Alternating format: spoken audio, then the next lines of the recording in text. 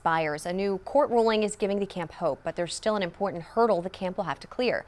The News 4i team's Jordan Elder joins us with the opposition camp leaders are facing as they push to welcome children back on their grounds. That judge's decision is essentially in line with what Camp Mystic wanted to do anyway. The Department of State Health Services will make the final decision on whether the camp can renew their license. That deadline is coming up in just a few days, and as of right now, Camp Mystic has not reapplied. Camp Mystic Cypress Lake was originally marketed as a sister camp when it opened in 2020. But after devastating floods and the loss of 27 girls at the Guadalupe River location, leaders are stressing the difference and distance even more. The Camp Mystic website calling Cypress Lake completely different on a completely different body of water. We are going to follow all the government guidelines and the legislation, but also do some things above and beyond. So this is our RS-1A flood tower. When the I-Team spoke with Britt Eastland back in January, he showed us the new flood warning system installed at Cypress Lake. State Representative Wes Verdell, who represents the Kerr County area, wants to make it clear. The cabins that were used by Camp Mystic when the flood came, that unprecedented flood, those cabins are not going to be utilized for this summer. Before any camp can renew its license, the state must inspect the property and confirm it meets requirements. This year, there's a new set of standards because of a new camp safety law.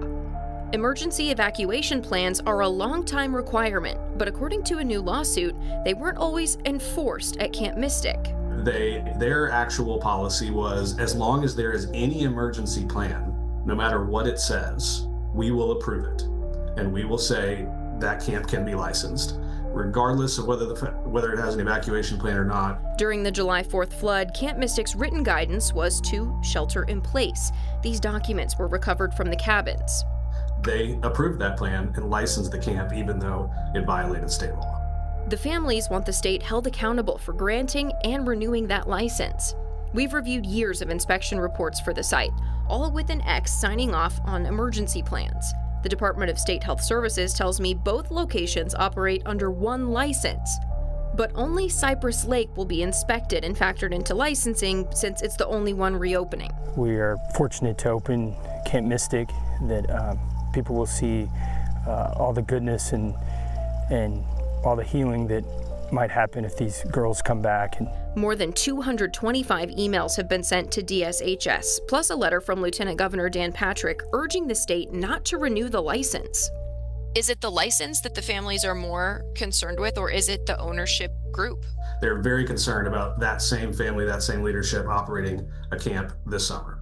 Verdell says the Eastland family has made significant improvements and are following the new law.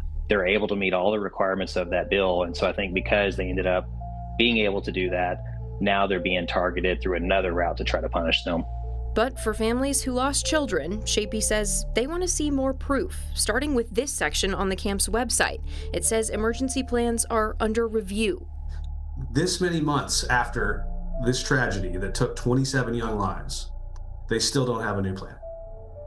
That is very concerning to the families and should be concerning to anybody that's considering sending their daughters to the camp. Camp Mystic attorneys tell me there are about 900 girls signed up for a summer session at their Cypress Lake location, meaning they are going to push forward for that renewed license. They tell me they are committed to making it a safe experience for all of them. I'm Jordan Elder for the News 4i team. News 4 San Antonio, Fox SA, and our sister station CBS Austin teamed up for a months-long investigation into the July 2025 Texas floods and the leadership failures that may have cost lives. It's a documentary that takes a closer look at what officials knew when they knew it and why so many weren't warned. Rising waters when warnings went silent. You can watch it right now only on our News 4 San Antonio YouTube channel.